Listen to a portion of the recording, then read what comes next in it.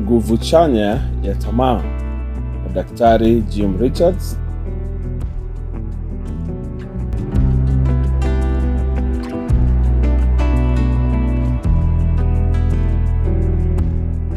Kijana huyo na mkewe walikuwa wapya kanisani mwangu. Uzoefu wao mwingi wa Kikristo ulikuwa umetumika katika kanisa ambalo halikukubali ahadi za Mungu. Badala ya kujifunza kuhusu ahadi za Yesu za kuhidi mahitaji yetu na kukidhi matamanio yetu, walikuwa wameongezwa kuamini kwamba kukataa matamanio yao ya asili na ya kawaida ilikuwa aina fulani ya udhibitisho wa lazima wa upendo wao kwa Mungu. Mimi ni mtu mbaya sana na nitaamini vitu vingi tu, alikiri kwa kusita. Kwa ghafla, huzuni yake iligeuka kuwa hasira. Katika vitu, alitangaza kwa hasira huku akitembea ofisini kwangu. Kauli yake ilionyesha kuchanganyikiwa sana na sijali unafikiria nini kuihusu. Nadhani unapaswa kuwa na vitu, nilitangaza kujibu.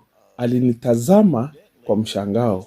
Niliendelea, kwa kweli Biblia inasema kwamba Mungu anajua unahitaji vitu, na mradi tu unamweka yeye kwanza katika maisha yako, kwa kweli inaahidi kutimiza matamanio ya moyo wako. Aliganda.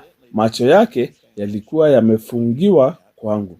Alikunja paji la uso wake kana kwamba hakufurahia wazo hili, lakini lilikuwa geni sana kwake. Kabla hata ajaelewa ukweli huu, alianza kutetea fundisho potofu lililosababisha hali yake na kumleta ofisini kwangu hapo awali. Hatimaye nilipomtuliza, nilianza kueleza tamaa inaweza kuwa nguvu chanya zaidi au yenye uharibifu zaidi katika maisha yako. Inaweza kukufanya umzungushe Mungu maishani mwako, au inaweza kukufanya umtelekeze Mungu. Inaweza kuwa hatua ya kwanza kuelekea majaribu au hatua ya kwanza kuelekea imani. Tamaa inakuwa nguvu chanya sana unapojua Mungu anataka kidhi mahitaji yako na kutimiza matamanio yako. Kipindi cha ushauri na saha kilimaliza kwa kazi ya nyumbani ya kuangalia maandiko katika Agano Jipya yaliyomzungumzia hamu na ahadi. Njaa ya kijana huyu ya kutimiza ilimpeleka kwenye utafutaji wa Mungu ambao ulikuwa zaidi ya kitu chochote alichotamani kujua. Mungu alipokuwa chanzo chake cha kweli cha riziki, maisha yake yote yalibadilika sana. Alipogundua kwamba Yesu alikuwa amekufa ili aweze kupata ahadi zote za Mungu, upendo wake na shukrani zake zote kwa Mungu ziliongezeka. Amani, upendo na shukrani zilimshinda hasira yake. Tamaa zake hazikumchukua tena kutoka kwa Mungu, zilimchukua kwa nguvu zote kwa Mungu kama chanzo chake pekee cha kutimiza mahitaji na matamanio yake yote. Sote tunataka vitu vile vile. Tunataka kuwa na furaha, afya njema na ustawi wa kuwa na mahusiano ya upendo. Hata hivyo, matatizo hutokea tunapoangalia huku na huku na kuona pengo kati ya tunachokitamani na tunachokipitia. Kisha tunahitaji kuelezea pengo hilo kulingana na imani au historia yetu ya kiroho. Kwa baadhi ya watu wanaonaswa katika mapambano haya, maisha huwa ya kukata tamaa kabisa. Watu wasio na matumaini hawaoni uwezekano wa kufikia ndoto zao. Hawaoni njia ya kujaza pengo kati ya walicho nacho na wanachokitaka. Utambuzi unakuja kwamba kitu lazima kibadilike ili wafike malengo yao. Baadhi wanaamini kwamba ili wapate kile wanachotaka wenyewe, kila mtu mwingine aliye karibu nao lazima abadilike. Kwa hivyo wanaanza kuchukua jukumu la maisha ya kila mtu mwingine, huku maisha yao yakizidi kuwa nje ya udhibiti. Wengine wanahisi kusitishwa na wazo kwamba wao wenyewe wanaweza kulazimika kubadilika ili kufikiria malengo yao. Kwa kweli, wazo la mabadiliko ya kibinafsi, ingawa linaweza kuwa la kutisha, lina tumaini pekee halali la kutimiza. Watu wengi husita kutokana na changamoto ya mabadiliko. Inaonekana ya kutisha sana au magumu. Hata hivyo, watu wengine husonga mbele kwa kuachana na malengo yao bila kujali, wakiwa tayari kulipa gharama ya mwisho ya mabadiliko ya kibinafsi ili kuishi ndoto zao. Ni nini kinachowahamasisha watu hawa kushinda tishio la mabadiliko? Jibu ni rahisi: hamu. Lakini watu hawa walioazimia wanapata wapi hamu kubwa kama hiyo? Siri iko katika matarajio yao ya faida chanya. Hiyo ni kweli. Matarajio ya kutimiza, kuridhika na raha husababisha ongezeko la hamu. Watu hawa wako tayari kulipa gharama ya changamoto yoyote ili kufika malengo yao yanayotarajiwa. Matarajio yao huuda hamu ambayo ni kweli sana kiasi kwamba hakuna kitachowazuia kutoka kwenye njia yao. Kwa hivyo, tunawezaje kujua wakati tuna hamu ya kutosha ya kupeleka umbali wa ndoto zetu? Nimesikia jibu la swali hilo katika hadithi ya kale ya Mashariki kuhusu mtawa aliyeombewa msaada katika harakati hii. Mtafutaji mwenye njaa alipopata mtawa huyo, alimkuta akitafakari kando ya kijito. Alimkimbia na kumsihi, "Je, unatusaidia? Natafuta mwangaza." Kwa mashangao wake mkubwa, mtana huyo mzee alishika kichwa chake na kusikuma chini ya maji. Baada ya kile kilichoonekana kuwa milele, mtawa huyo mzee alivuta kichwa cha mtu huyu juu kutoka majini. Kwa pumzi ya kwanza, mtafutaji alianza kulalamika, "Unafanya nini? Nataka tu unionyeshe jinsi ya kupata."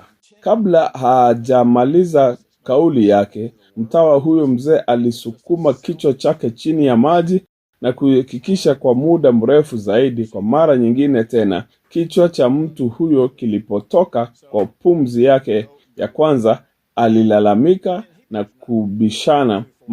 Mara ya tatu, mtawa huyo alisukuma kichwa chake chini ya maji na kuhakikisha hadi mtafutaji alipofikiri atazama. Kichwa chake kilipoloa maji, mtafutaji alipumua kwa shida. Hakuwa na mawazo kuhusu malalamiko na hoja zake. Alijaza mapofu yake hewa ya kuburudisha. Kisha mtawa mzee akasema kwa utulivu, "Mnapotamani kulimiki kama vile mlivyotaka pumzi hiyo ya hewa, mtaipata. Tunapotaka kitu zaidi, tunavyotaka kitu kingine chochote, tutakipata kwa gharama yoyote. Mungu alisema, nanyi mtanitafuta na kunipata, mkinitafuta kwa moyo wenu wote."